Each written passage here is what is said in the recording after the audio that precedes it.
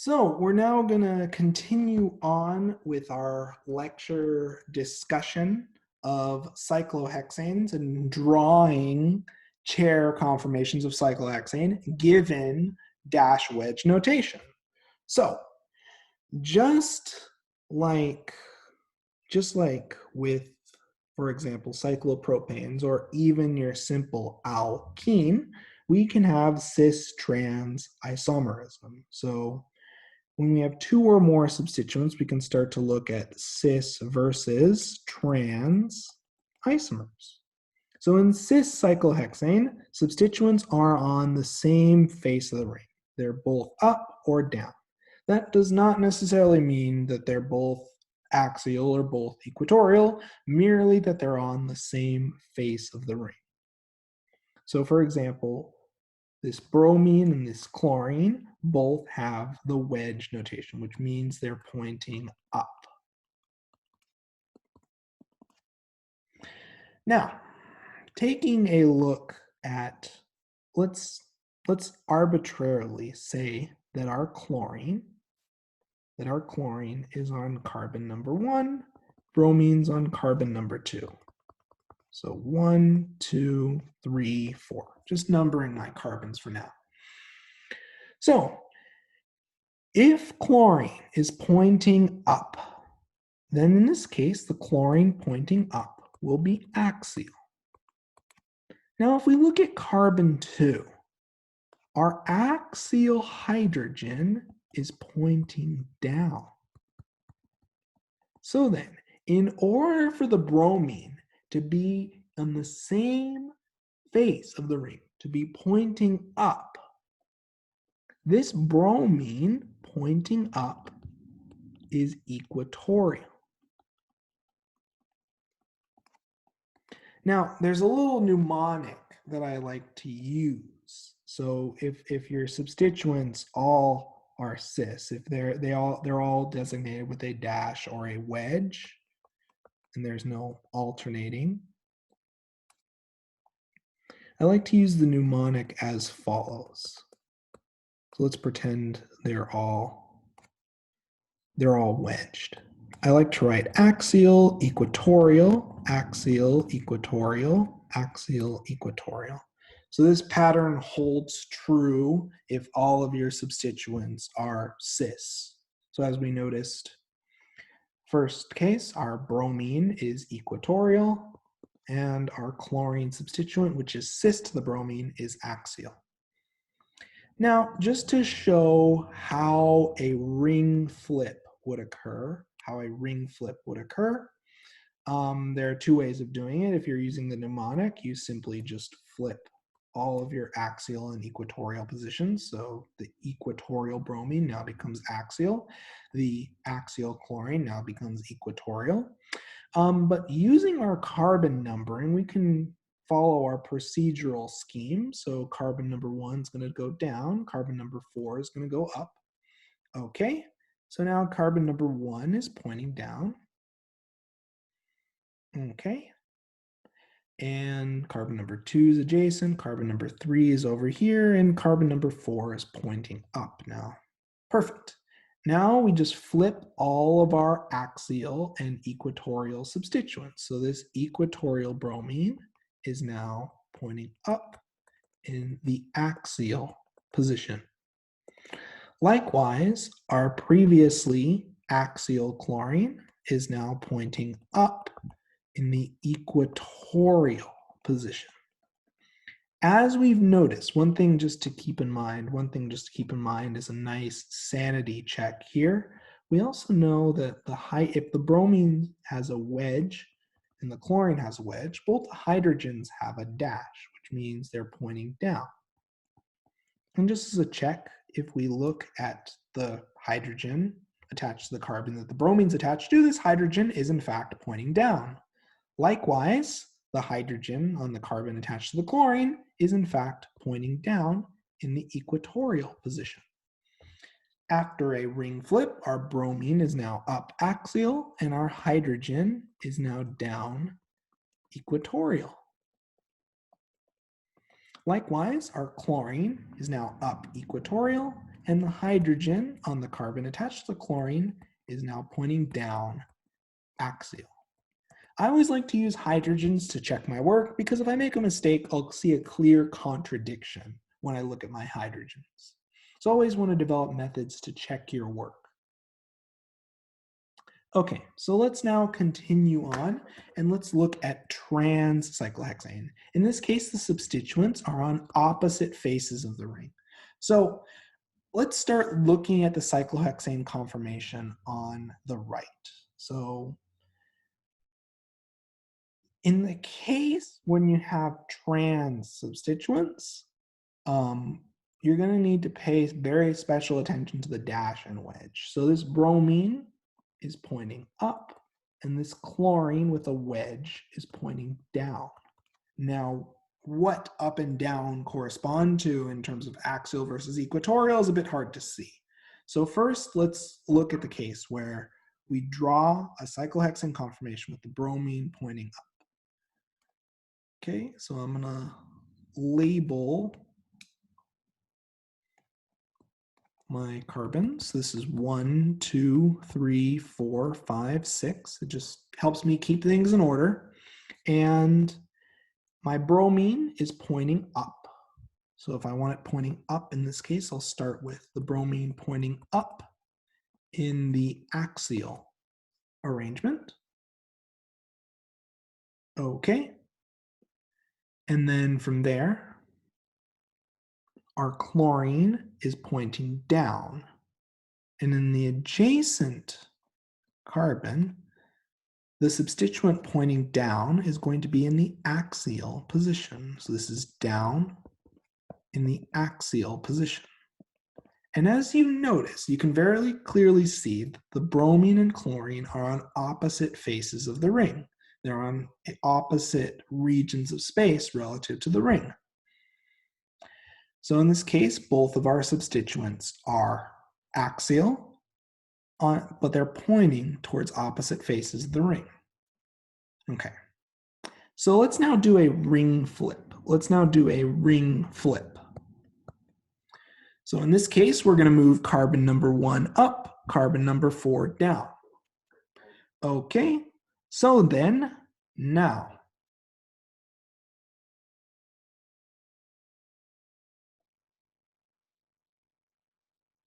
let's just really quickly check our carbon map. So carbon number 4 is right here. Carbon number 1 is right here. Okay, we're now going to exchange each of our axial and equatorial substituents. So these two axial substituents are now equatorial. So this chlorine is now pointing down in the equatorial position, and this bromine is now pointing up in the equatorial position. And just as a check, let's take a look at our hydrogens. On the carbon attached to our bromine, our hydrogen is pointing down. We see that quite clearly. Axial, down, equatorial, down. Let's look at the hydrogens attached to the carbon, attached to the chlorine. In this case, if our chlorine has a wedge, if our chlorine has a dash, our hydrogen has a wedge. So our hydrogen is pointing up in the axial position. Everything makes sense so far. After a ring flip, our hydrogen is pointing up in the equatorial position. Perfect. So everything matches up. We've used our hydrogens to check our work.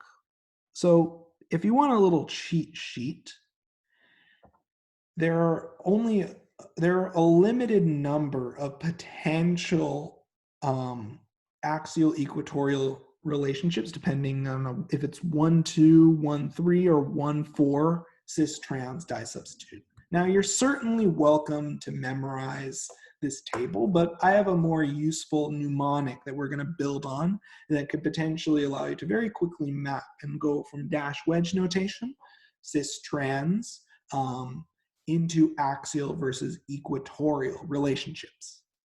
So let's take a look.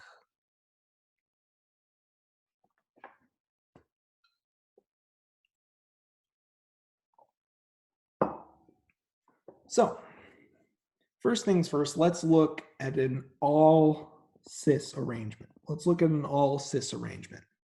So what you're going to do is you're going to identify a substituent with a wedge stereochemistry, pointing up.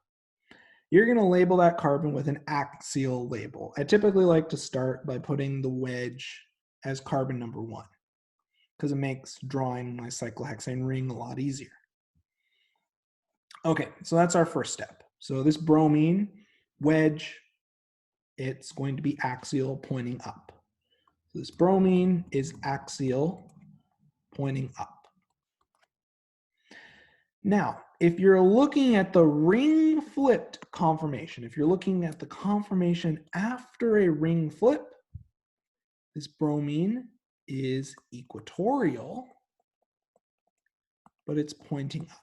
So if you think about it in blue, you can have the equatorial symbol, the equatorial position in the ring. The blue is after a ring flip. Okay. Now let's look at our next substituent. So going clockwise around the ring, you're going to alternate between axial and equatorial. So they're both wedge, they're both cis substituents. So the bromine is axial, pointing up. In order for the chlorine to be pointing up, to be cis, this chlorine must be equatorial. Because if we place the chlorine axial, it would be pointing down. Okay, we're going to continue counting across the ring, alternating between axial, equatorial, axial, equatorial. So in the end, you'd end up with the following labels on your cyclohexane ring. So we see our bromine is axial, our chlorine is equatorial, and our methyl group is equatorial. So as drawn here, we have our bromine that is axial, pointing up. Our chlorine, which is equatorial, also pointing up. And our methyl group, which is equatorial, pointing up. Now, for the ring-flipped conformation, the only thing that you have to do is replace your axial label with an equatorial label. You flip all of your labels between axial and equatorial. So starting off, we'd start counting with this bromine with the wedge being in the equatorial position. So this chlorine would now be in the axial position. If there was a substituent at carbon 3, it would be equatorial. And then finally, the methyl group is axial. So as we can see, looking at our ring-flipped conformation, the methyl group is now axial, pointing up. The chlorine is also axial, pointing up. And the bromine is equatorial, pointing up. Just to show how I obtained that answer, if we were going just from the ring flip method, I'll label this as carbon 1, this is carbon 4. Carbon 4 moves up, carbon 1 moves down. That in turn gives us our methyl group on carbon 4, our bromine on carbon 1, and each of our axial and equatorial positions are flipped. Perfect. Okay, so this mnemonic of counting axial equatorial for cis substituents is really useful. It allows you to very quickly see for both conformations whether your substituents are axial or equatorial, going from dash wedge notation. Of course, draw out your cyclohexanes and check that your substituents that are supposed to be pointing up are in fact pointing up. Okay, so let's now keep going and let's take a look at a case where we have some trans substituents. So let's look at a case where we have some trans substituents. So now in this case, we're going to look at it for both conformations. So just like before, this bromine has a wedge. So that wedge tells us it's pointing up. I'm going to put this bromine at carbon 1, and if it's pointing up, it's going to be in the axial position. Wonderful. Now, so we always start for our wedge notation, we assign our wedge with the axial position. And I like to put it on carbon 1 just for consistency. If we look at our ring flipped conformation, so just looking at our bromine, after a ring flip, instead of starting with the axial label, we'd start with the equatorial label. So this bromine substituent is pointing up in the equatorial position. Because if we compare the bromine to the hydrogen is pointing down. We can't have the bromine pointing down. The bromine has a wedge. Now, counting clockwise. So if we had a wedge for our chlorine, it would be equatorial. But because we have a dash, the substituent will instead be axial. So if you have a dash instead of a wedge, you flip, and it's going to be in the alternate position. So instead of being equatorial, if you had a wedge, it'll be axial because we have a dash, because these two substituents are trans to each other. They're on opposite faces of the ring. So let's now take a look. So let's take a look at this drawing for a moment, and let's try to contemplate if there are any issues with this structure. So this structure shown corresponds to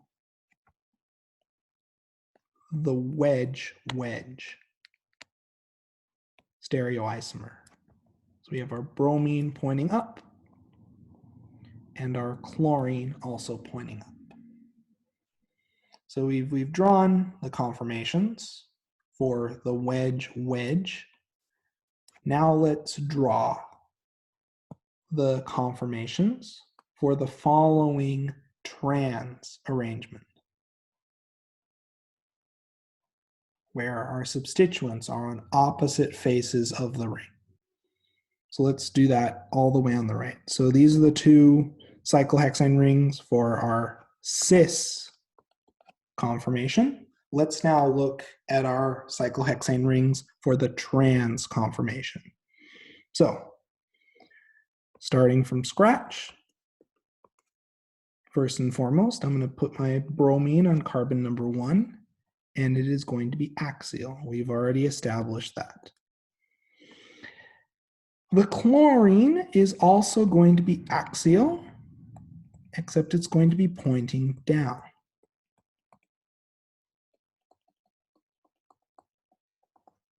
Okay, perfect. So that's where we're at so far. So we have the following cyclohexane ring drawn. Okay, so our substituents are clearly trans. They're on opposite faces of the ring. So labeling our bromine as carbon 1. Let's label carbon 4, and let's now flesh out some substituents. Let's flesh out our hydrogens, just so that way we're able to clearly see what's going on here.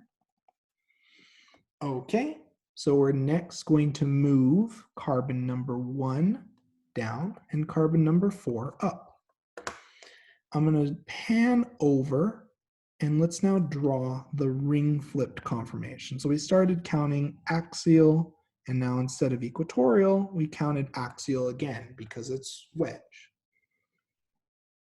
Sorry, because it's trans, we went from wedge to dash. So let's showcase that by using a different color.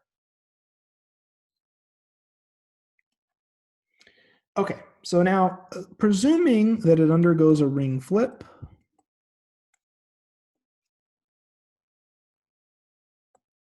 Instead of starting our count with axial, we're going to start our count with equatorial. So the bromine's in the equatorial position.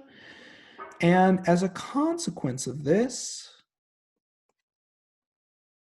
we'd predict if it was wedged, the chlorine would be in the axial position. Because it's dashed, the chlorine is actually on the equatorial position. These substituents are trans to one another. So to show this matches up, if we do the ring flip the old-fashioned way, let's draw our new cyclohexane ring. Carbon number 4 is now pointing up. Carbon number 1 is now pointing down. All of our axial and equatorial substituents are now exchanged. So this chlorine,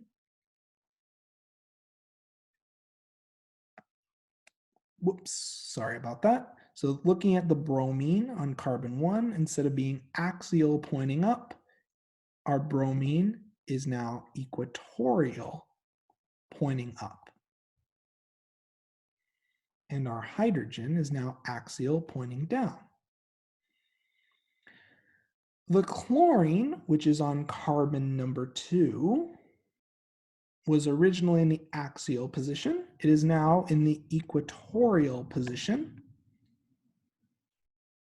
And as it was pointing down in the first structure, it similarly is pointing down in our second conformation. So it's equatorial pointing down. And the hydrogen on that same carbon is now axial pointing up. Okay, so all is right with the world. The chlorine and bromine. Let's just check really quickly. Equatorial, equatorial, everything checks out. Axial, axial, everything checks out. So let's just really quickly make a correction here. Axial, equatorial, equatorial. So this second structure, hydrogen should be here and the chlorine should be here if we're looking at the cis arrangement. So perfect. So we've drawn both the cis and the trans stereoisomers, and we've drawn both of the cyclohexane conformations. So let's now look at what happens when we add another substituent to the mix. Let's now talk about what happens when we add another substituent to the mix. And just as a quick note, we're going to look at this exact cyclohexane structure shown here. So if we're counting traditionally, we'd count axial for our wedge, equatorial if there is a wedge there, axial if there's a wedge, equatorial if there's a wedge. Okay, now for our chlorine, we would expect, so for our chlorine, we would expect that because it is dashed instead of wedge, instead of equatorial, it will be in the axial position. So then, just as to correct our structure here, so instead of our chlorine being equatorial, our chlorine is in the axial position. So, following our label, our bromine at carbon number 1 is axial, pointing up. Our chlorine is axial, pointing down. Our substituents are trans, just like we looked at in the earlier example, trans substituents. And now our methyl is equatorial, pointing up. So let's use the blue color for that.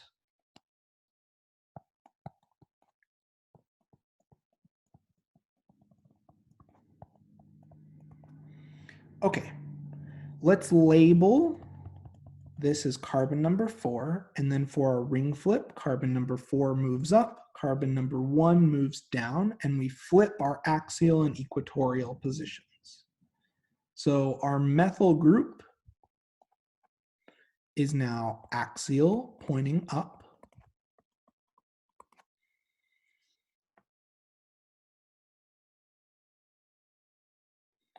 Our bromine, which was on carbon 1,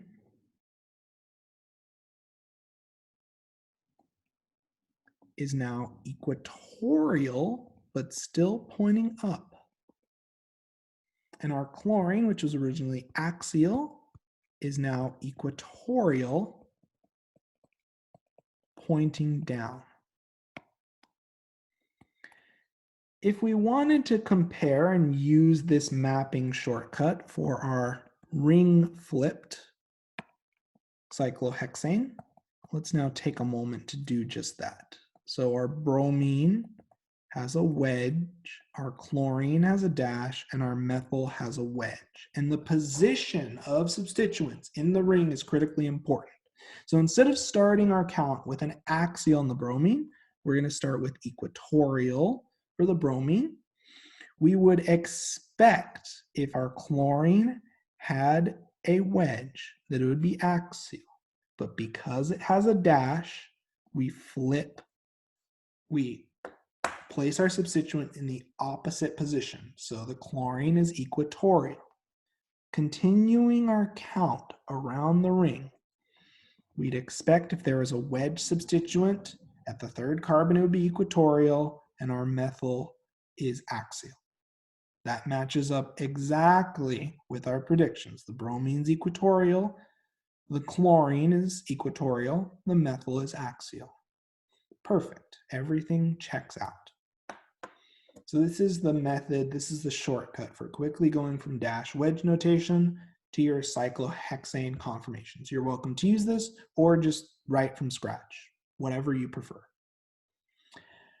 Okay, so let's now take a moment and let's summarize a little bit about what's going on here. So if you're counting, all of our red hydrogens would be assigned a wedge. So this hydrogen is axial, this hydrogen is equatorial, this hydrogen's axial, this one's equatorial. So for cis substituents, you count axial, equatorial, axial, equatorial. If you have trans substituents, you flip the position of your substituent. So just counting around, the red hydrogen would be axial, this one would be equatorial. If it has a dash, so counting off, instead of axial, we start with equatorial, axial, equatorial, axial, equatorial, axial. And we can map each of these axial and equatorial hydrogens onto our cyclohexane conformation. So this would be a useful page to look at if you're ever feeling stuck and your substituents don't feel like they're in the right spot when you're drawing cyclohexane conformations. This is a good place to look. This is a nice little rule book that I've made for everyone. Now, with this in mind, with this framework in mind for converting from dash wedge notation to cyclohexane conformation, cyclohexane chair conformations, let's now try and draw both chair conformations for the following structure, both chair conformations. So take a moment, pause, and work on this, and we'll discuss in a few minutes.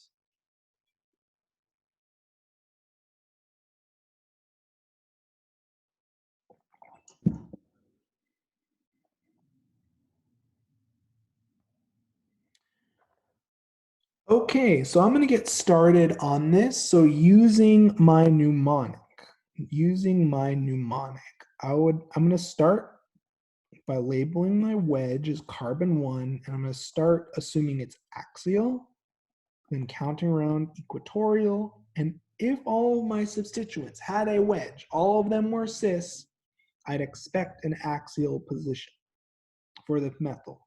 Because it is dashed, it is instead going to be at the equatorial position. Now, with this reconnaissance in mind, I'm going to draw first and foremost my cyclohexane ring that's pointing to the right. It's purely arbitrary, but I find it's good for consistency. Now, my ethyl group is axial with a wedge, which means it's pointing up. The wedge tells me it's pointing up, and as a consequence, it's in the axial position. Okay. We also know that counting 1, 2, 3 at carbon 3, my methyl group is in the equatorial position, and the dash tells me it's pointing down. This methyl is equatorial, pointing down. Okay, the ethyl is axial, pointing up. Now, looking at our ring flip, what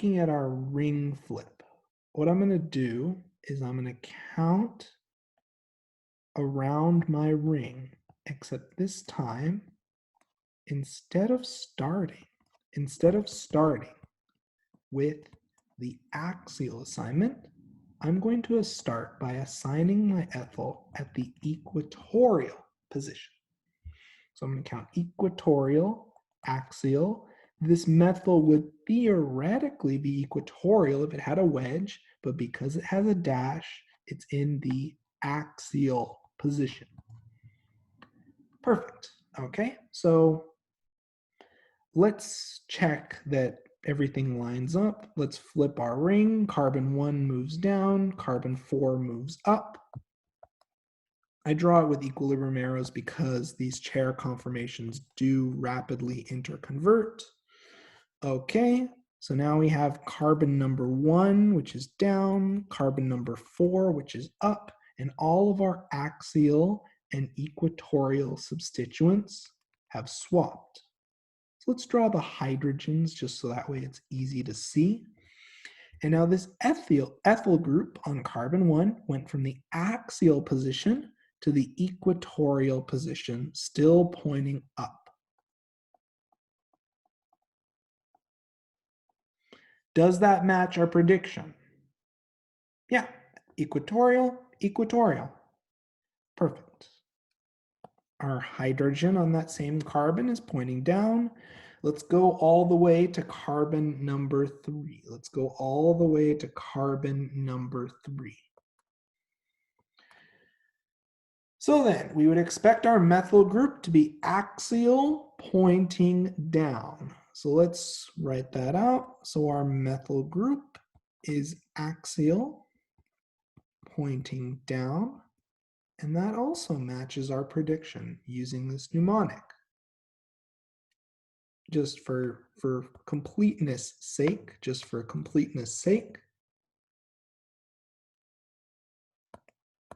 the hydrogen is equatorial, pointing up. You can always use your hydrogens to check your work.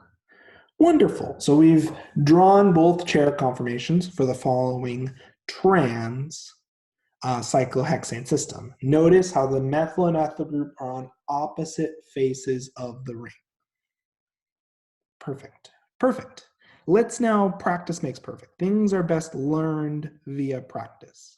So what I want you to do is to take a look at the following cyclohexane rings, and I'd like you to draw both chair conformations. Draw both chair conformations for the following structure. So take a few moments for both of these and remember our mnemonic.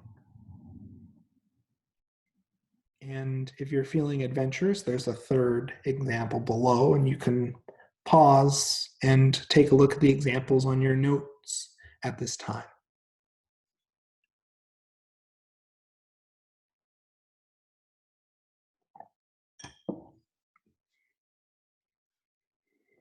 Okay, so I'm going to get started and I'm going to go through and draw the chair conformations. So I'm going to start first and foremost. I found my wedge. I'm going to label this as carbon number 1. And we would expect, counting from the wedge, that it would be axial. Now, because the next substituent on the adjacent carbon is dashed, instead of being equatorial, the substituent is also axial. So let's start from there. So I'm going to draw my cyclohexane ring pointing to the right. Now we know that our methyl group is axial, pointing up. Methyl is another word for the CH3 group. I'll just leave it as a line just for completeness sake. Our hydrogen is equatorial, pointing down. Our next substituent, which is the ethyl group, is axial, with an important distinction being it is axial pointing down. Now these two substituents are trans to one another and are on opposite faces of our cyclohexane ring. One substituent is pointing up, the other substituent is pointing down. So all is right with the world. Okay, we're now going to look at a ring flip. So just as a rule of thumb, carbon number 1, carbon number 4, carbon number 4 goes up, carbon number 1 goes down, and we end up with the following arrangement. Now, just to check our work here, if we underwent a ring flip, instead of labeling this methyl as axial, we are going to label, and we're going to start by labeling this methyl as equatorial. Instead of the ethyl group being axial, because it has a dash, it's going to be also in the equatorial position. Okay, let's now label our carbons. So we have carbon number 4 pointing up, carbon number 1 pointing down. Perfect. So now the methyl group that was axial and pointing up, we would now expect it to be equatorial, still pointing up. Perfect. And just as a check, the hydrogen attached to the same carbon is pointing down.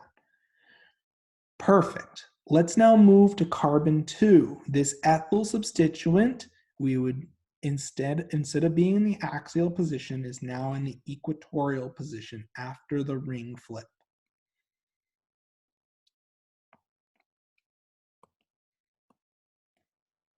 And the hydrogen that was originally in the equatorial position is now in the axial position. So let's draw the hydrogen first, and then let's draw our ethyl substituent. Perfect. Okay, so we have both chair conformations before and after the chair flip, both of which match our mnemonic. Let's now look at the following arrangement. We have two substituents that are cis, two that are trans. So I'm going to start with this methyl group. Again, I always look for the substituent with a wedge, and I'm going to start by labeling. So we'll count around our ring: axial, equatorial, axial, equatorial, axial. Now, because this substituent has a dash, instead of a wedge, it's trans to the methyl group. Instead of being assigned the equatorial position, it is at the axial position. Okay, so we're now going to draw out our chair conformation and map our substituents.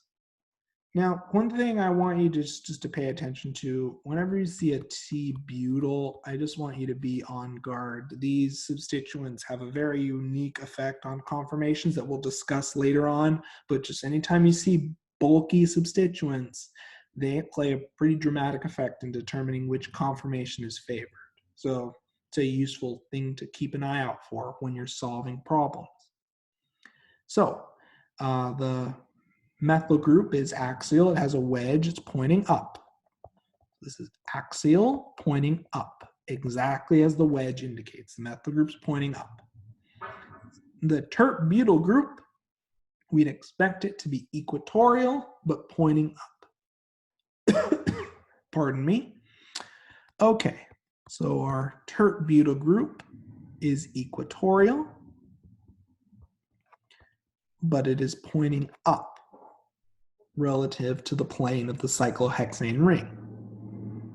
We can also see this by the fact that our axial hydrogen is pointing down.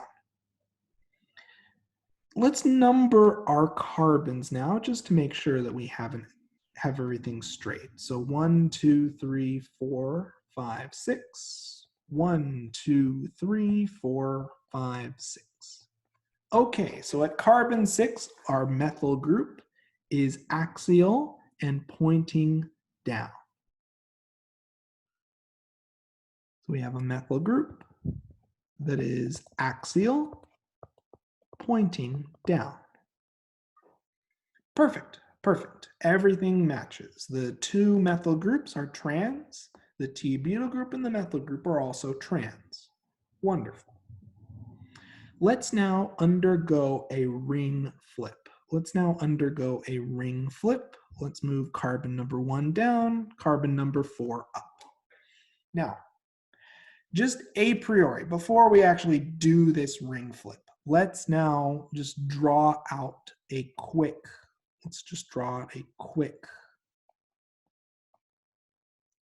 little mnemonic, and let's see whether that mnemonic matches our predictions.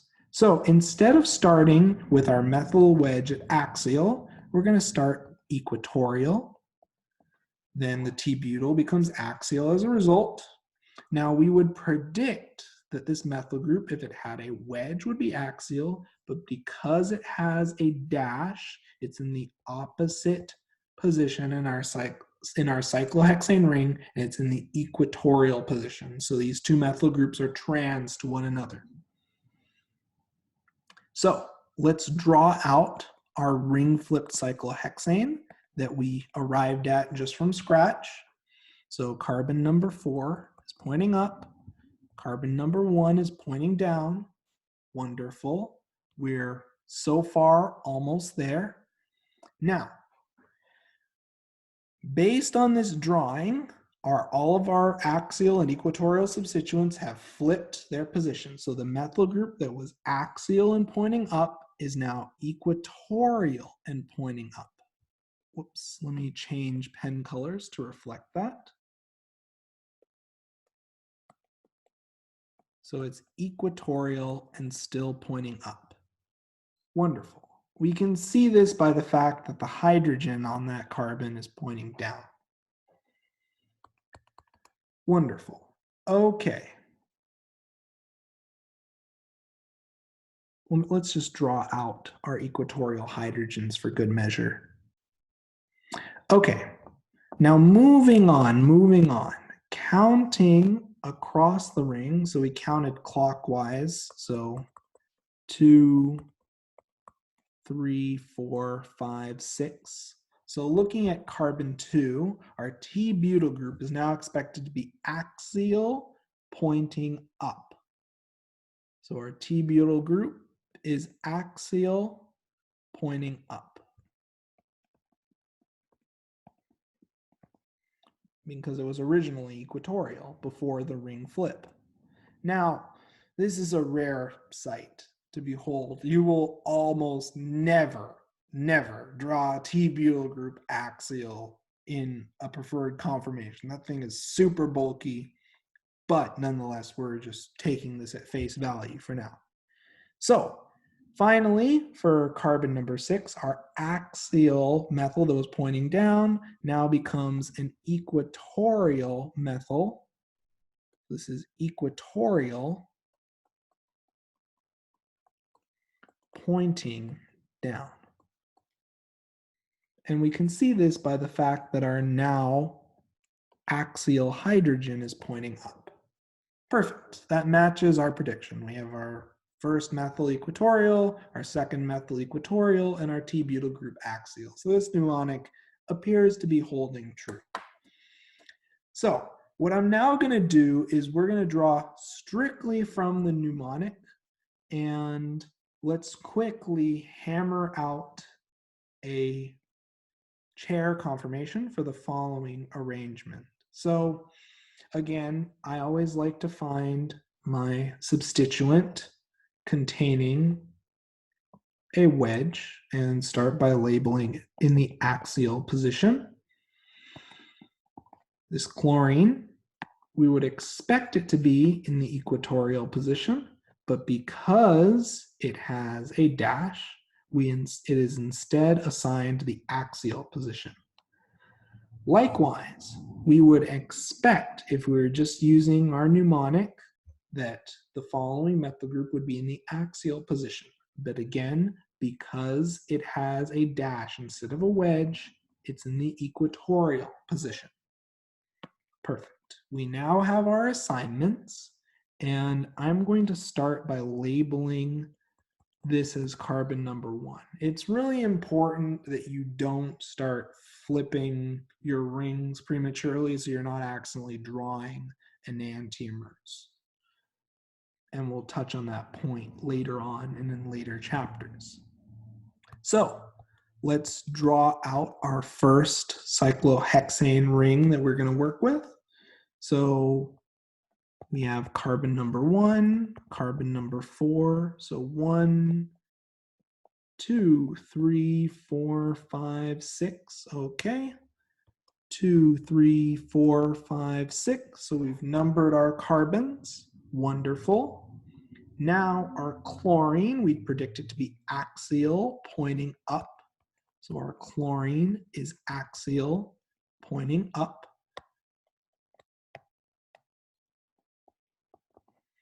Perfect. That matches. Wedge pointing up. Everything's good so far. So for our chlorine on carbon 6, it is also axial, but it is pointing down. It is trans to our chlorine on carbon 1. Perfect. Everything looks good so far. And then finally, our methyl group on carbon 5, we predict it to be equatorial. So this is equatorial, and it is pointing down. Let's fill in our hydrogens now. We can see that our hydrogen on carbon 5 is axial, pointing up. We can also see that on carbon 6, our hydrogen is equatorial, pointing up. And in carbon 1, our equatorial hydrogen is pointing down. Perfect. Let's now undergo a ring flip. Let's now ring flip this cyclohexane. So just a priori, let's draw out our exact same dash wedge notation, except this time, instead of starting our count with our wedge chlorine being axial, we'll start our count with our wedge chlorine being equatorial. Okay, perfect. So now we'd expect the adjacent dash chlorine, if it had a wedge, it would be in the axial position, but because it has a dash, this dashed chlorine is in the equatorial position. Further, we would expect the following dashed methyl to be in the equatorial position if it had a wedge, but because it has a dash, it's in the axial position. So just as a quick trick, you can take all of your assignments in one of your cyclohexane conformations and just flip all the equatorial positions to axial, all the axial positions to equatorial. Okay, so now that we have this roadmap in mind, let's now draw out our second cyclohexane ring. And so if we were doing a ring flip naturally, carbon 1 would go down, carbon 4 would go up, carbon 1 ends up right here, carbon 4 ends up right here. Okay, perfect. So counting around the ring, 1, 2, 3, 4, 5, 6, perfect. So following our mapping, we would expect our chlorine after the ring flip to go from the axial position to the equatorial position. So it's equatorial pointing up. Okay. The dashed chlorine at carbon number 6, we would expect also to be in the equatorial position, pointing down.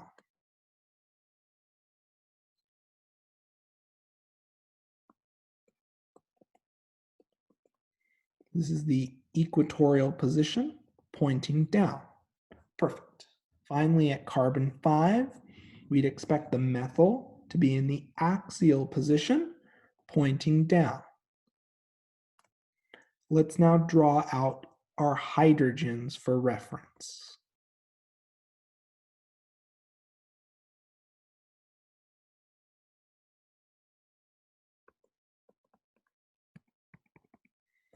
So as you can see, the wedge chlorine is pointing up relative to the hydrogen, the dashed chlorine is pointing down relative to the hydrogen, and the dashed methyl is pointing down relative to the hydrogen.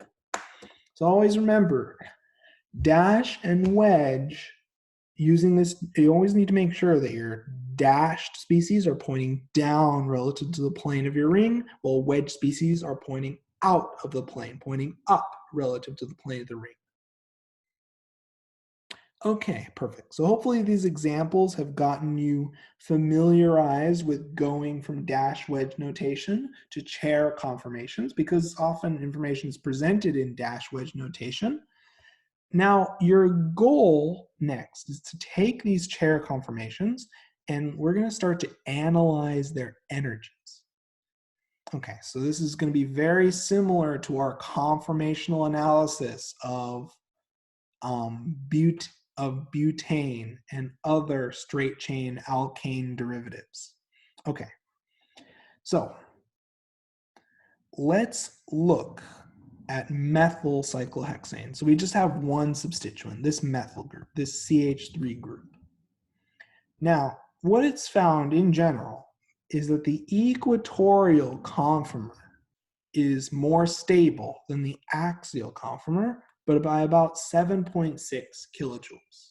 Now that's an odd number. Let's round it to 8 kilojoules. Now, we've seen this 8 kilojoule interaction before. And the best way to see this difference and really start to understand what this interaction is if we look at if we compare our equatorial conformation versus our axial conformation for methylcyclohexane, we notice instantly that this methyl group is bumping up against 2 hydrogens. And we call this interaction a steric interaction.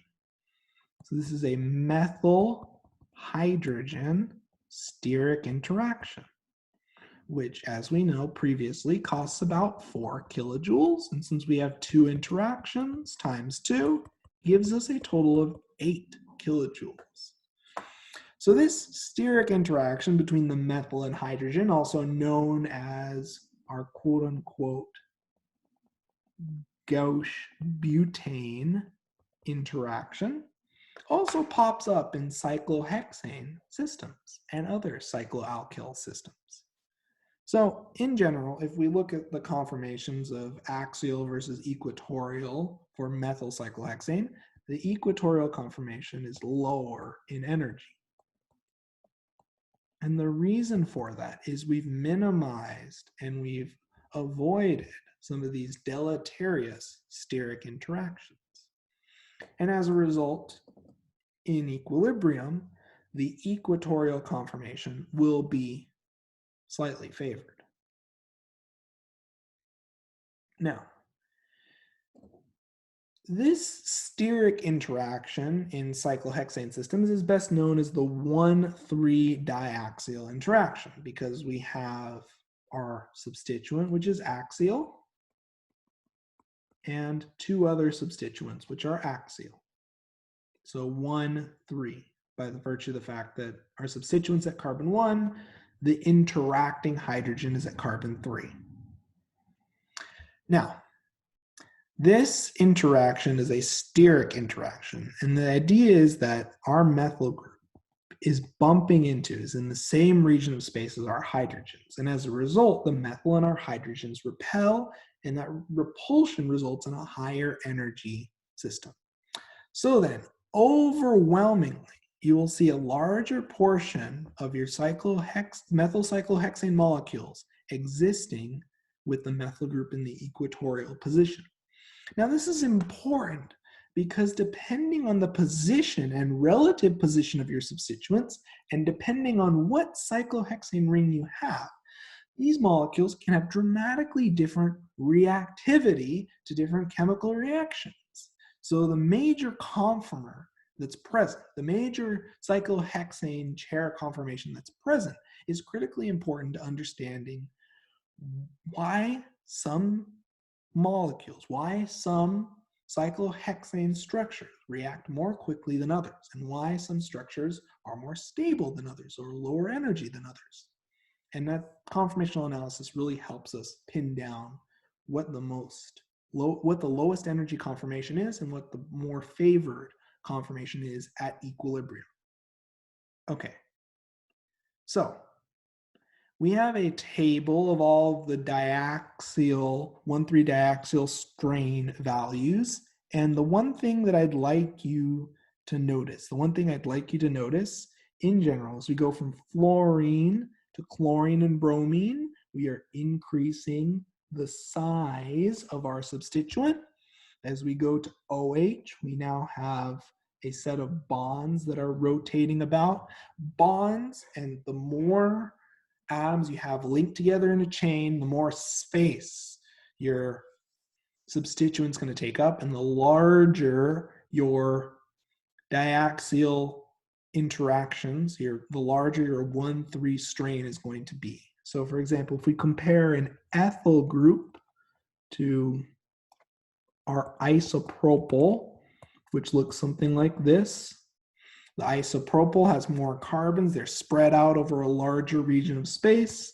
And then finally, the super bulky substituent, it's known as a locking group. It's like a bike lock for conformations, is our T-butyl group, which looks a little bit like this. So the best way I like to think of T-butyl group is it's this giant sort of ball of electrons that's taking up a wide region of space and really pushes other substituents in the same region and really introduces a substantial steric interaction. Now, more atoms does not necessarily imply you have a greater amount of diaxial strain. So let's compare this carboxylic acid to this isopropyl group, okay? So taking a look at the isopropyl group, which has a value of about 1.1 kcals. Let's not use kcals, let's use kilojoules. About 4.6 kilojoules. Okay, and our carboxylic acid, which looks something like this, has a value of about 2.9 kilojoules. Now, if we think and ponder a little bit about what the major distinction between the isopropyl group and your carboxylic acid substituent is, would someone like to take a look and tell me, just looking at the hybridization of these two carbons, as we notice in our isopropyl group, our hybridization is sp3, has three-dimensional shape. It's able to occupy three-dimensional space, while our sp2 carboxylic acid is flat, and as a result, it occupies less 3D space and introduces weaker 1,3 diaxial interactions. This is also seen, but if we go all the way to a nitrile substituent, in the case of a nitrile substituent, I like to think of these like a dart. Our carbon is sp. So our atoms, our carbon and nitrogen atoms in our nitrile, are not taking up very much space because they're constrained to not only be flat, but they're constrained such that this bond angle is 180 degrees. This nitrogen isn't swinging around. It's not able really to bump into other substituents because it's just straight as a dart. Okay, so the hybridization of your carbon atoms in your substituent matters a lot in terms of the amount of space occupied by a substituent. And when in doubt, I find that these 1,3 diaxial interaction, these 1,3 diaxial strain energies can be obtained just by making a model and seeing, is it easy or hard for me to have my hydrogen in the same region of space as this bulky substituent? Really, if you make a model, you'll arrive at very similar qualitative conclusions.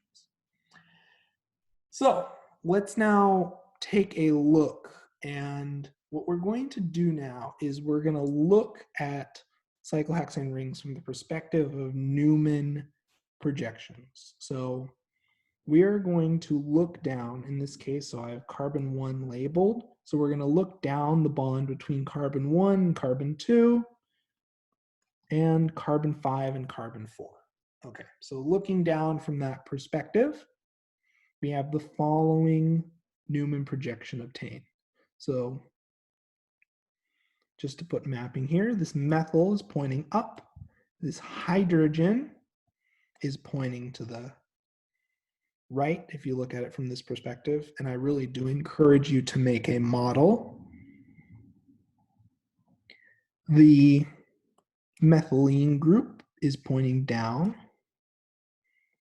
Now looking at the back carbon, which is the one in the front for us, the hydrogen is pointing, one of the hydrogens is pointing down, the other is pointing to the left, and this methylene is pointing up. Wonderful. Let's now look at carbon 5. So carbon 5 in the front, the hydrogen is pointing up, the methyl is pointing to the side, and the methylene is pointing down to the side. Let's now look at carbon 4. The methylene is up, the hydrogen's to the left, the other hydrogen's down. Perfect. Now, what I want us to focus on is this idea of how do we show ring flips using this Newman projection model. Okay, so we've established that this Newman projection matches the cyclohexane ring. Now there are two options. You can manually flip your cyclohexane and then just look down the same sets of atoms. Now it's really important that your atoms are consistent. So if we're looking down the carbon 1 and carbon 2 bond and the carbon 5 and carbon 4 bond, you need to keep that consistent. Okay, so with that established, so looking at carbon 1. So now in this case, all of our axial substituents now have become equatorial. So our axial methyl pointing up, is now pointing in the equatorial position. Okay, perfect. Our hydrogen, one of our hydrogens at least, let's see. One of our hydrogens that was now in the equatorial position is now in the axial position. Okay, perfect. Our methylene, so looking down here, our methylene is pointing up now. Okay, perfect. And this is where I really do encourage you to make a model and rotate the model. And I'll have some videos posted later on with model manipulations for each of these steps. Now let's look down at the back carbon. Let's look at carbon 2. So we're focusing now on carbon number 2.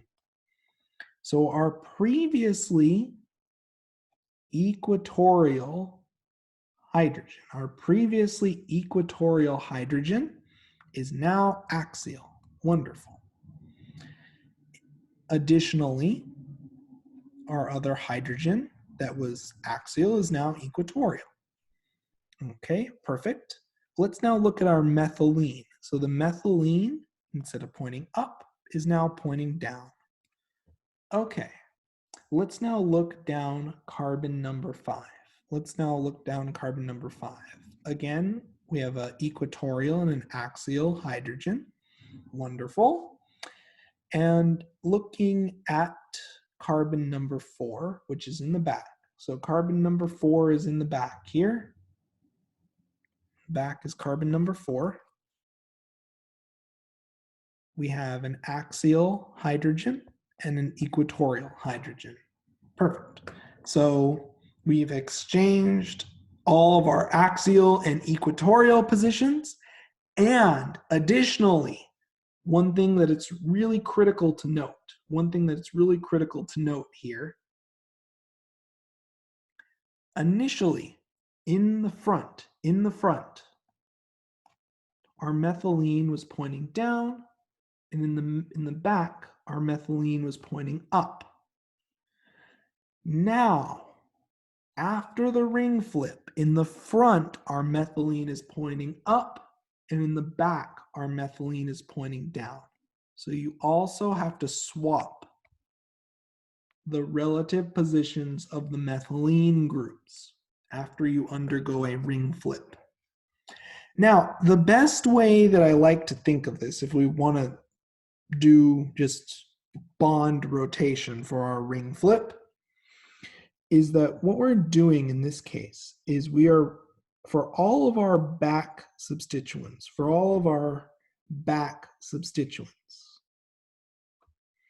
we are rotating all of our back substituents. So all of our substituents in the back, we are rotating both of them 60 degrees towards the center, 60 degrees towards the middle of our ring.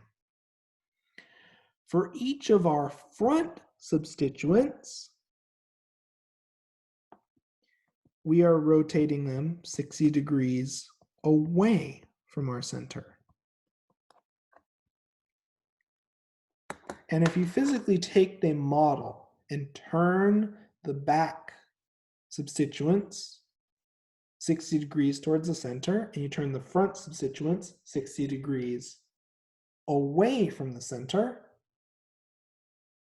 you will see that the cyclohexane ring will flip in your model and give you the final cyclohexane ring flipped projection shown on the right. Now, this really does take practice, but you want to be comfortable going from cyclohexane Newman projections to chair conformations. So to accomplish this, let's now show an example where we are given a Newman projection. So let's look at these two Newman projections, which are exactly the same as what we've looked at before. It's the exact same molecule.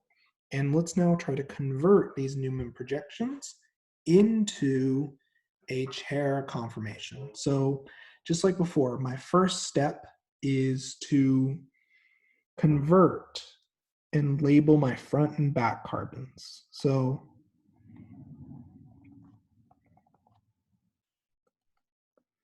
front carbon is carbon number 5, the back carbon is carbon number 4.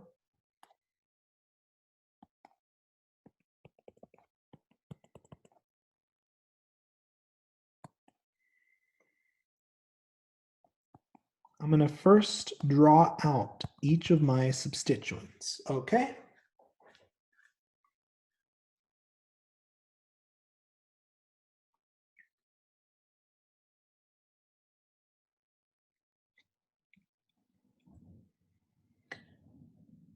Now, what I'm going to do for each of my substituents is I'm going to label them as axial and equatorial. So this hydrogen is axial, this methyl is axial. Now let's look at our back substituents. Let's look at our back substituents. So attached on our back substituents, we have an equatorial hydrogen, and we have an axial hydrogen.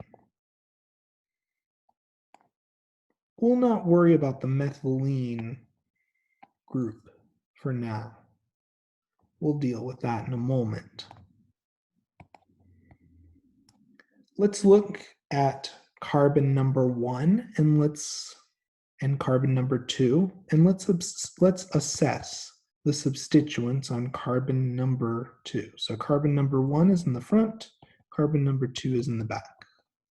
So we have an equatorial hydrogen and an axial hydrogen.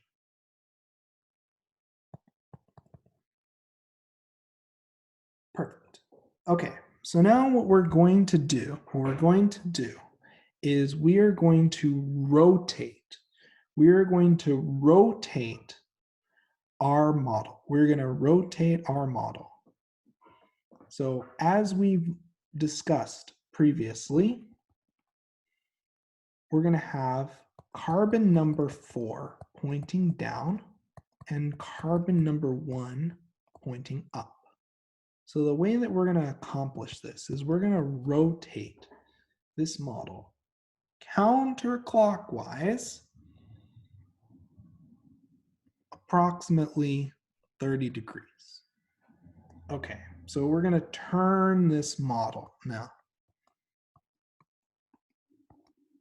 So we're now able to see the bond between carbon 1 and carbon 2.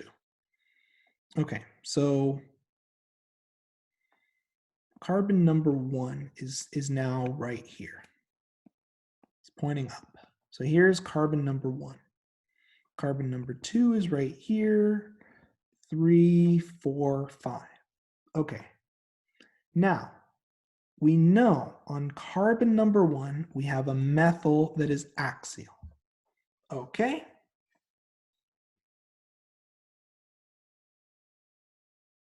We also know, and just on mapping, that our methylene is pointing down relative to carbon 1, which is correct. Our methylene, which is right here, is pointing down.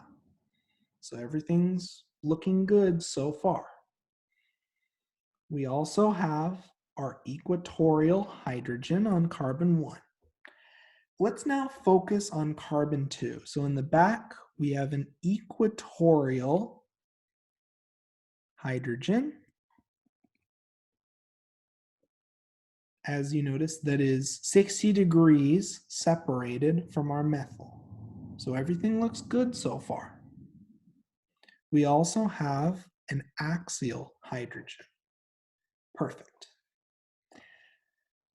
Carbon number 3 is a bit of a freebie. Carbon number 3 corresponds to the methylene.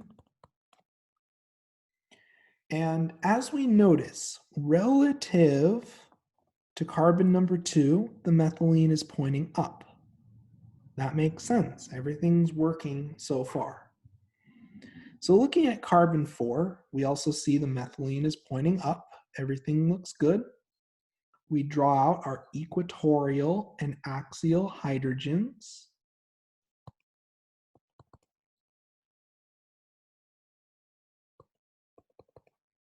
And then finally, for carbon 5, we draw out our axial and equatorial hydrogens. And just as verification, the methylene on carbon 6 is in fact pointing down.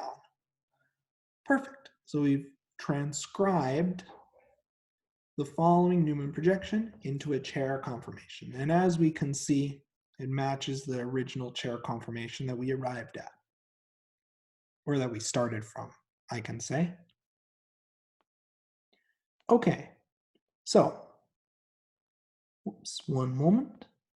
Let's now do some Newman projection analysis, and let's take a look at the nature of 1,3 diaxial interactions. So, for example, this methyl Gauche interaction costs us approximately 3.8 kilojoules. Okay. Now, 1,3 diaxial interactions can be thought of as a pair of two very similar Gauche-like interactions. So for example, this is the Gauche butane arrangement. And the main steric interaction is between these two hydrogens on our methyl group with the methyl group found on our other carbon in butane. Now, by comparison, if we have a methyl group that is axial in cyclohexane, this methyl group that is axial in cyclohexane interacts with two axial hydrogens, leading to a very similar Gauche butane interaction. So since we have two interactions of this nature, we have two 1,3 diaxial interactions, we take the energy of a single Gauche butane interaction and we multiply it by 2. So it costs us about 7.6 kilojoules per mole. So just as a refresher, this is your typical Gauche butane interaction between two methyl groups. In this case, our methyl group is interacting with a hydrogen found on a methylene and on two of our methylenes found in our cyclohexane ring. And it's this steric interaction between the methyl groups and the hydrogens, this case on a methylene instead of on a methyl group, that leads to this increased energy for the axial conformations. So in general, the equatorial positions give us the more stable conformation.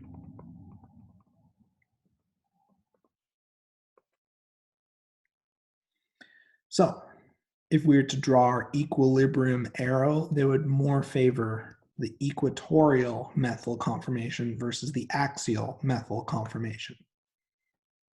So again, just to refresh, fundamentally a Gauche butane interaction is an interaction between a methyl and the hydrogens on an adjacent methyl group.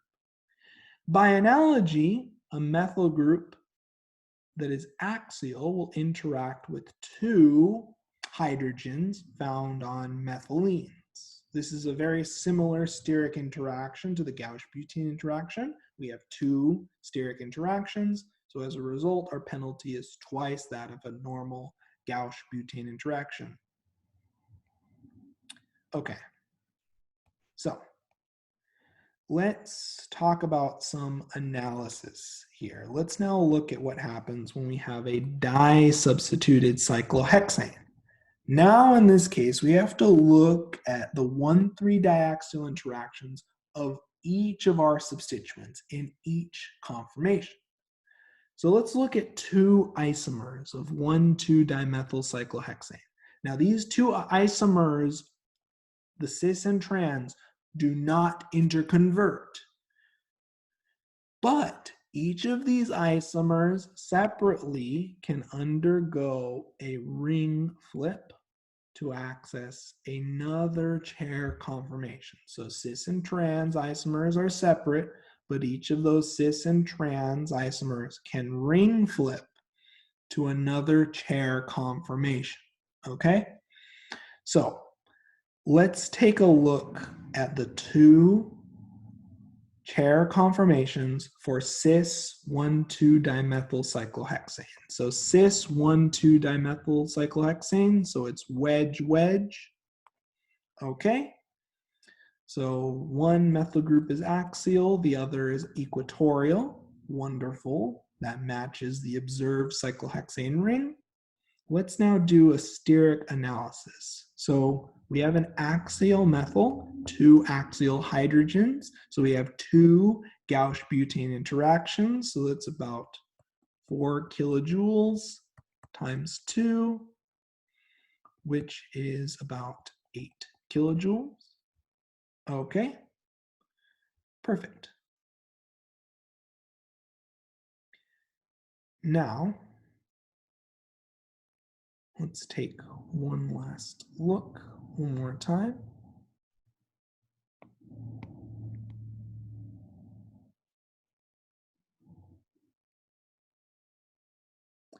Now, beyond just our diaxial interactions,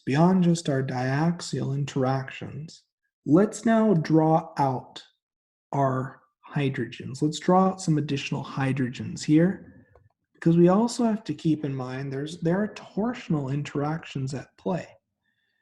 And as we can see, if we look down, carbon 1 and carbon 2, as we look down and we compare these two methyl groups, and it's really easy to see it in the model, these two methyl groups are separated by 60 degrees and are gauche to each other.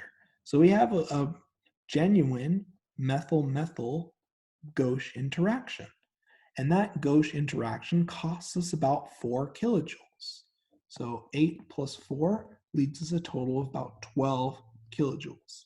So you really need to make sure that when you look at all of the interactions, you take in mind your 1,3 diaxial interactions, but do not forget your typical torsional gauche interaction. And so in this case, we have a gauche interaction between these two methyl groups, which although they are staggered, they are still a steric interaction between these methyl groups. So don't forget to account for your steric interactions outside of just 1,3 diaxial interactions. Now, if we undergo a ring flip, we now have one of our methyls in the equatorial position, the other of our methyl groups in the axial position. So not much has changed. We still have our 1,3 diaxial interactions, 2 of them, and we still have a gauche interaction. So we have a methyl-methyl gauche interaction.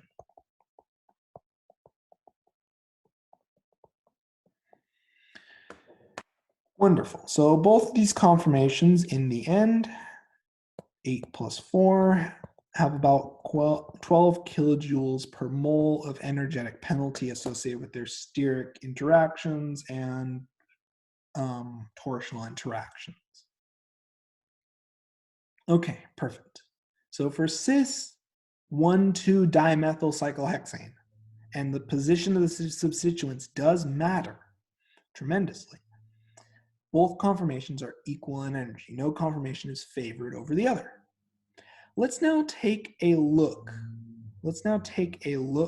At our trans 1,2 dimethyl cyclohexane. In this case, both conformations are not equal in energy. So let's look at our first potential conformation. So we have wedge, then dash. Okay, so one substituent's axial, the other is also axial.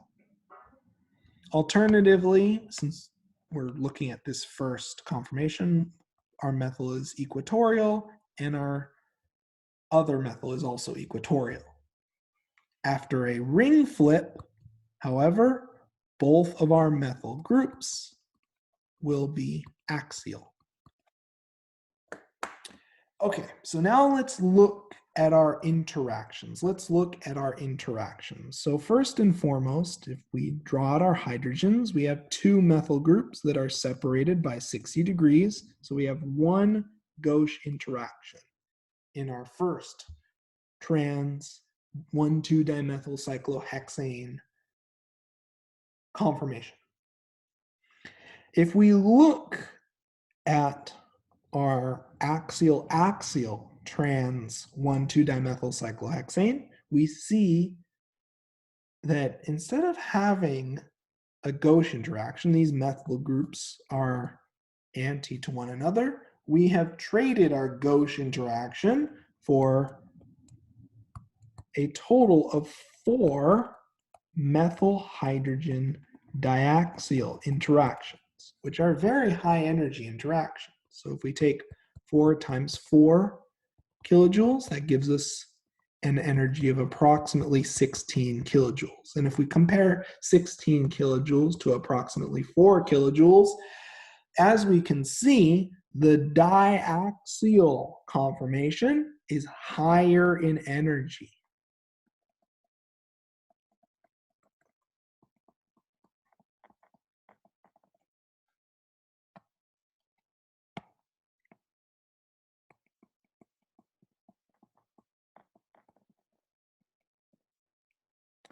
So if we had to predict at equilibrium what conformation will be favored, the diequatorial conformation is favored because it's lower in energy, has less 1,3 diaxial interactions, less steric strain. Okay, so what I want you now to do is to take a look at the following compound and identify. After drawing both of the chair conformations, I'd like you to identify the lowest energy chair conformation. So take a few minutes to work on that, and then we'll come together as a group to discuss.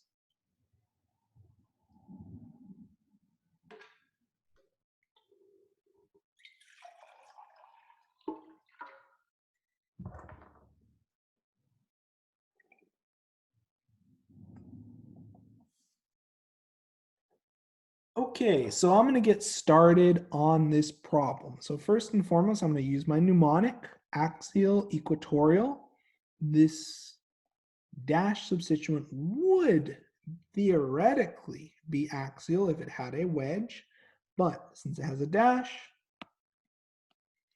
it's in the equatorial position. I'm now going to draw my first cyclohexane ring. The ethyl group is in the axial position.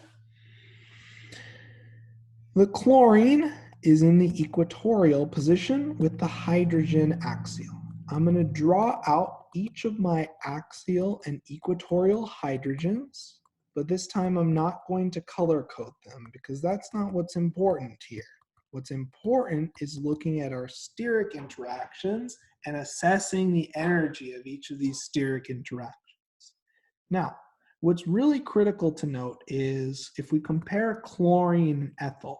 So an ethyl has a diaxial interaction, a 1,3 diaxial interaction energy of about 4.8 kilojoules. Well, chlorine, it's about 0.8 to 1 kilojoules. Now, where am I getting these numbers? Let's always audit that. Way at the beginning of this chapter, of this section of the chapter, we have tabulated each of the 1,3 diaxial interactions. In chlorine, 1 kilojoule. Ethyl, about 4.0 kilojoules. So let's write those numbers down. I slightly overestimated the ethyl group. So 4.0 kilojoules for the 1,3 diaxial interaction energy. So what we're going to do is we're going to look at each of the interactions, and since the groups are 1,3, we don't have to worry about Gauche interactions.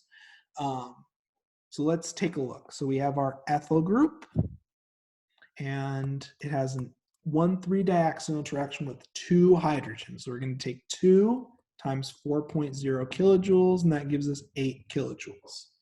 Our chlorine is equatorial, so we don't have to worry about it.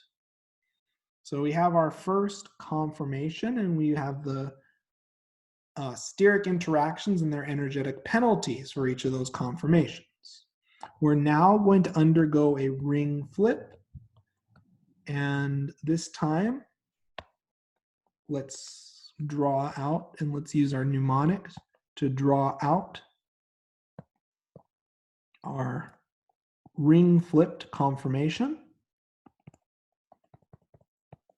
So this time, instead of starting our count with axial, we're going to have our ethyl group. Whoops. One moment.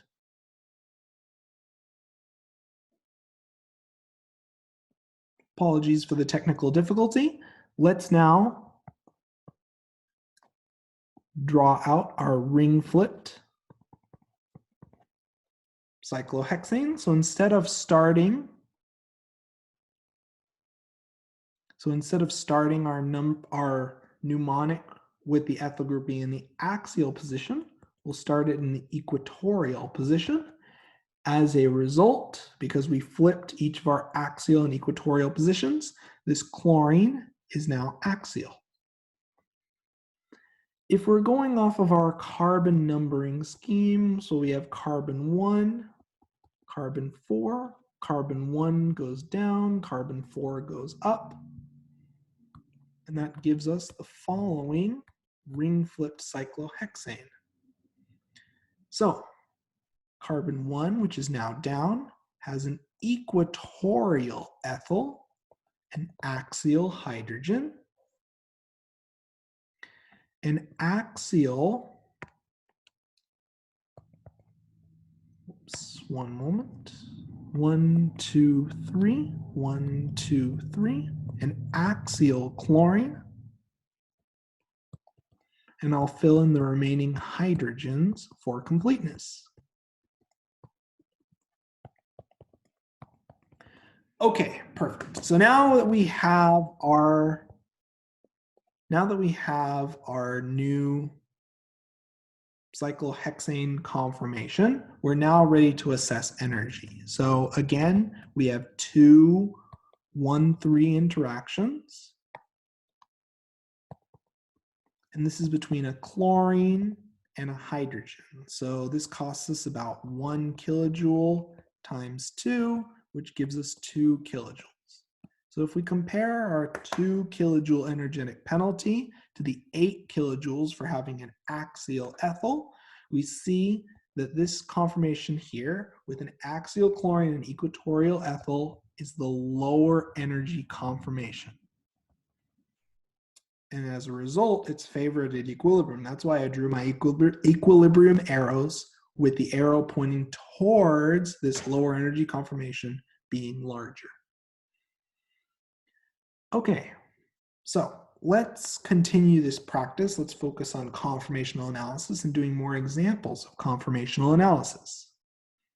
So I'd like you to draw both chair conformations of the following compound and identify the lowest energy conformation for this compound. So let's take a few minutes to work on that, and then we'll come together as a group to discuss.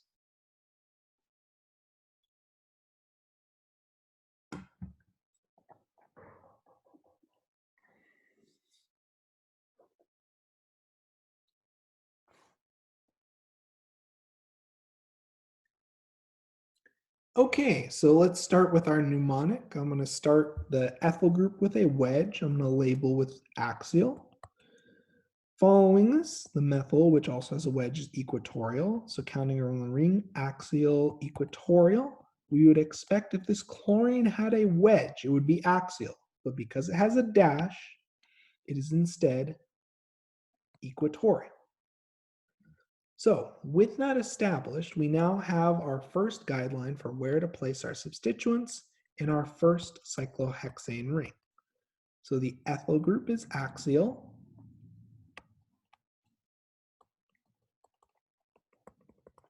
The methyl group is equatorial, but still pointing up.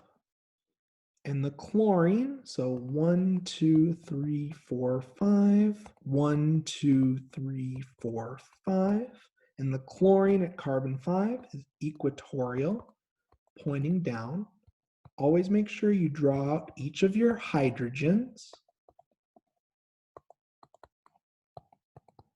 And now we're ready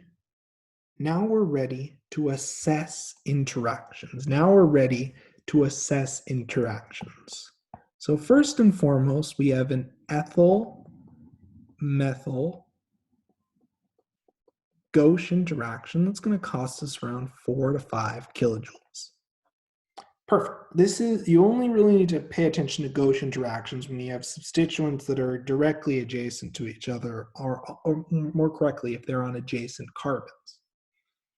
Okay, perfect. So next we're going to focus on 1,3 diaxial interactions. So our ethyl group is interacting with 2 axial carbons. So we have an ethyl hydrogen 1,3 diaxial. And this costs us around 4 kilojoules times 2, which gives us 8 kilojoules. Perfect. So in total, we have 8 plus 5. All of these interactions are worth about 13 kilojoules of energetic penalty. What we're now going to do is we're going to subject this cyclohexane ring to a ring flip. So if we are drawing the ring flipped cyclohexane,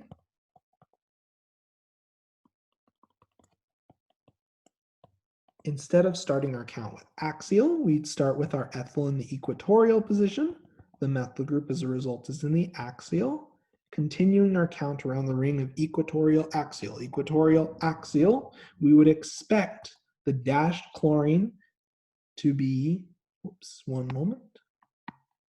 we would expect the dashed chlorine to be equatorial if it had a wedge, but since it has a dash, it's in the axial position. We've essentially taken all of our positional assignments and flipped them from axial to equatorial and equatorial to axial when we underwent a ring flip. Okay, so now that we have our map established from the mnemonic, we are now going to draw out our cyclohexane ring after the ring flip.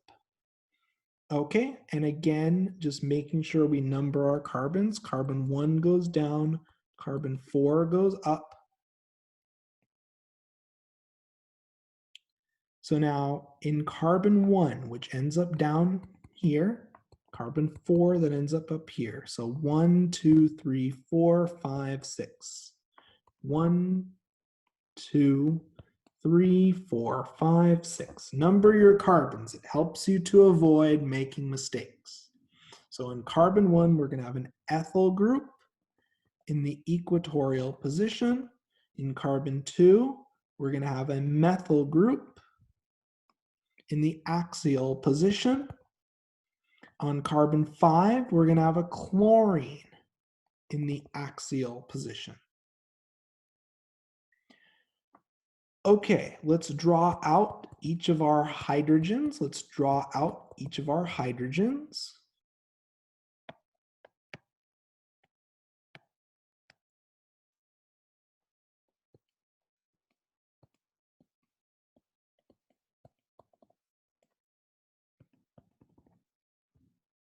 Okay, now let's look at each of our interactions. So again, we're never getting away from this. So we have a methyl ethyl gauche interaction, which costs us about 4 to 5 kilojoules worth of energy.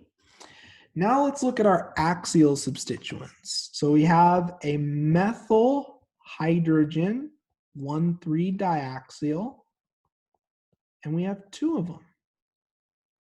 So this costs us about 3.8 kilojoules times 2. And in addition, we have another axial substituent. We have a chlorine that's axial. So we have 2 chlorine hydrogen 1,3 diaxial interactions. Now, as a result of these interactions, we pay a penalty of 1 kilojoule times 2. So that in turn gives us 6.6 plus 5 kilojoules. Whoops, sorry about that. So this is 7.6. This is about 2 kilojoules, so 8.6 plus 5 kilojoules gives us 13.6 kilojoules. So as we can see, just by comparing the energies, let me avoid rounding, and let's write that 8 is 7.6. So comparing 12.6 kilojoules to 13.6, we see that our first conformation with the ethyl group axial is the lower energy conformation.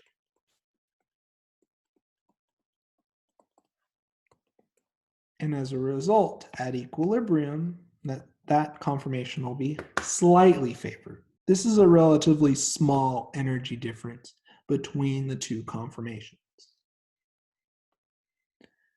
Okay, let's do some more practice. Let's really get used to analyzing cyclohexane conformations. So this will be a great example to finish off today's lecture session on. In this case, we're looking at cyclohexane conformations when we have a tert-butyl substituent. So take a few moments to work on this, and then we'll come together as a group to discuss in a few minutes.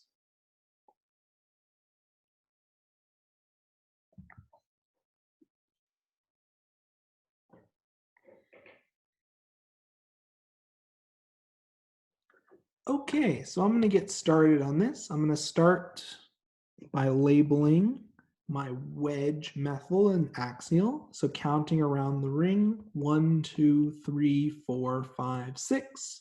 Axial equatorial, axial equatorial, axial. We would expect if the methyl group on carbon 6 had a wedge, it would be equatorial. Since it has a dash, it is axial. Perfect. Okay, so what we're now going to do is we're going to draw out our cyclohexane ring. So on carbon 1, we have a methyl group that is axial. We have a tert-butyl group on carbon 2 that is equatorial. Make sure you draw out your hydrogens. So that's how you're able to see 1,3 diaxial interactions.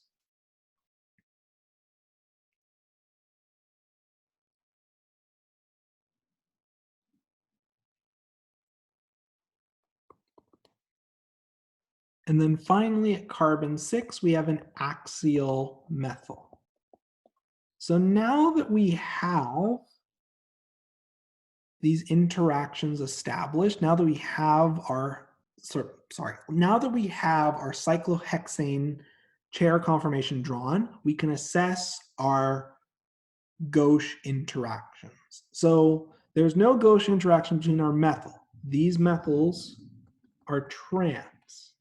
There is, however, a gauche interaction between the methyl group and the T-butyl group, which are cis. So we have a methyl T-butyl gauche interaction.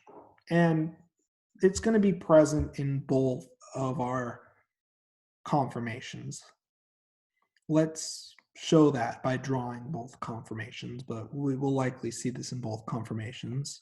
And this will cost us around 6 kilojoules, a little bit more than your typical methyl-methyl gauche interaction because T-butyls really do hog space.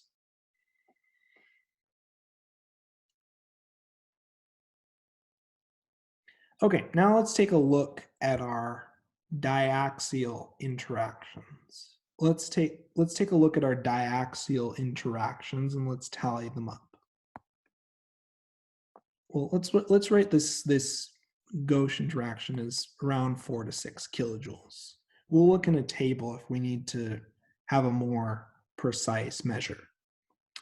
Okay, so we have a 2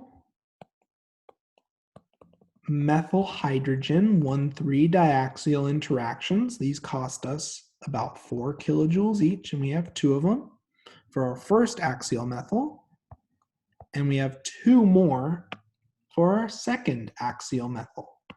So we have a total of 16 kilojoules worth of steric interactions coming from our 1,3 diaxial interactions, plus conservatively around 4 kilojoules from this gauche interaction, leaving us with 20 kilojoules of destabilizing steric interactions. What we're now going to do is we're going to undergo a cyclohexane ring flip, and drawing out our cyclohexane ring just as we had before. Now, instead of starting our count with this methyl group axial, we're going to start our count with the methyl group equatorial. The T-butyl group is now axial. Now counting around the ring, equatorial, axial, equatorial. We would expect, sorry about that, we would expect our methyl, if it had a dash, to be in the axial position, but if it has a wedge, it would be in the axial position. But since it has a dash, it's in the equatorial position. Okay, so let's now draw out our second cyclohexane conformation. Okay, so just as a refresher, carbon 1 goes down, carbon 4 goes up when we undergo a ring flip.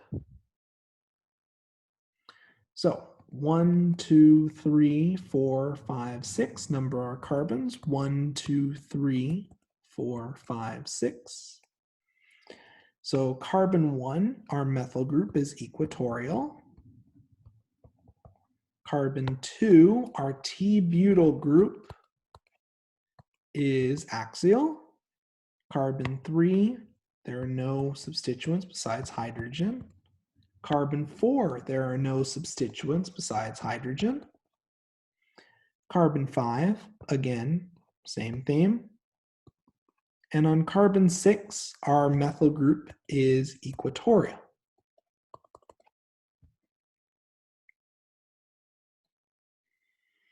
So in this case, in this conformation, we have a methyl-methyl Gauche interaction.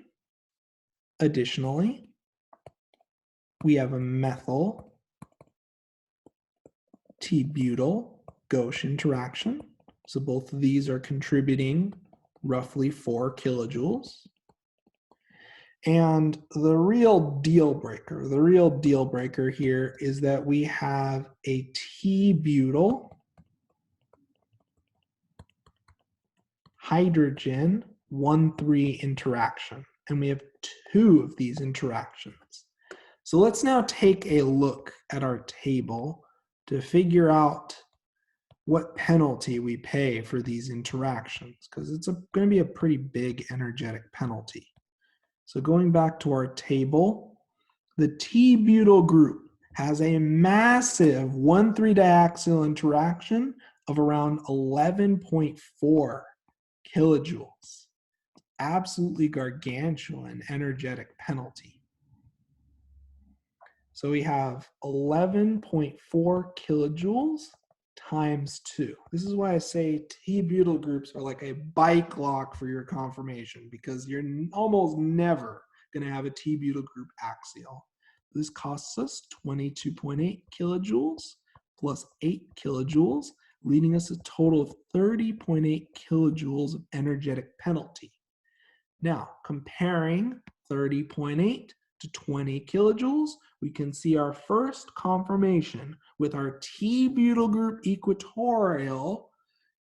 This conformation is our lower energy conformation. Almost always, a T-butyl group implies the T-butyl group will be equatorial, and very rarely will you observe a ring flip to place a T-butyl group axial. A T-butyl group or other bulky substituents are great ways of locking cyclohexanes to a desired conformation, and it allows the specific conformation to be more accessible. And this is really important when you start to look at how these systems react, or how some systems are able to react after they've undergone a ring flip, while a system with a T-butyl group cannot ring flip as readily. That's something that I would keep in mind for the exam or exam questions later on in this class.